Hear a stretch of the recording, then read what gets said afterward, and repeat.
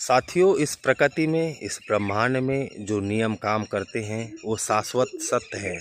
किसी के मानने से वो नियम काम करना बंद नहीं कर देंगे, क्योंकि ये शुरू से चलते आ रहे हैं। मैंने जहाँ तक पढ़ा है, जहाँ तक सुना है, वो लोग इसको जानते हैं। कुछ सीक्रेट के नाम से जानते हैं, कुछ आकर्षण के नियम से जानते हैं, कुछ भी लॉ ऑफ अट्रैक्शन, कुछ भी जो नियम देते हैं।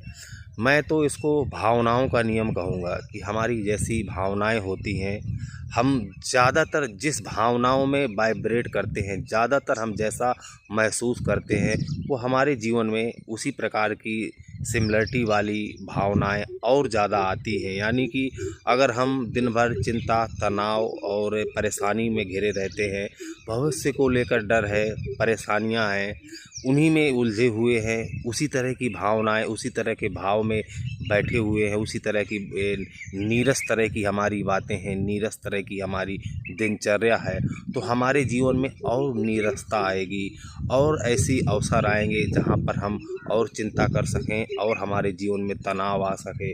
अगर वहीं कोई व्यक्ति सचेत होता है, देखिए, कर्म का नियम बराबर काम करता है।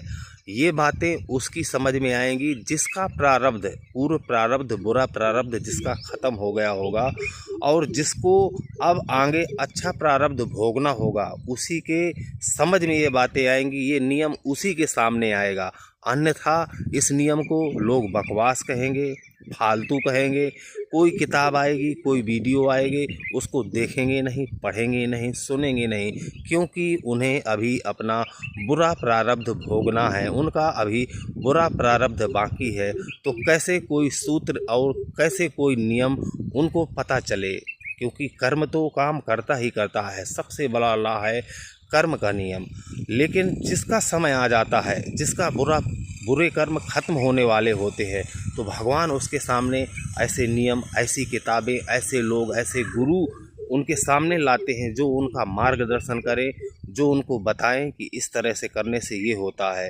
तो देखिए, अगर हम उत्साह में रहेंगे, आत्मविश्वास में रहेंगे, आशावादी रहेंगे, स्वयं पर विश्वास होगा, परमात्मा पर विश्वास होगा, अपने सच्चे अच्छे कर्मों पर विश्वास होगा, अपनी अच्छी नीयत पर विश्वास होगा और डटकर धर्म से चलेंगे, तो हमारे जीवन में हमारी भावनाएं भी बदलेंगी और हमारे कर्म भी बदलेंगे और हमारा भाग्य भी बदलेगा।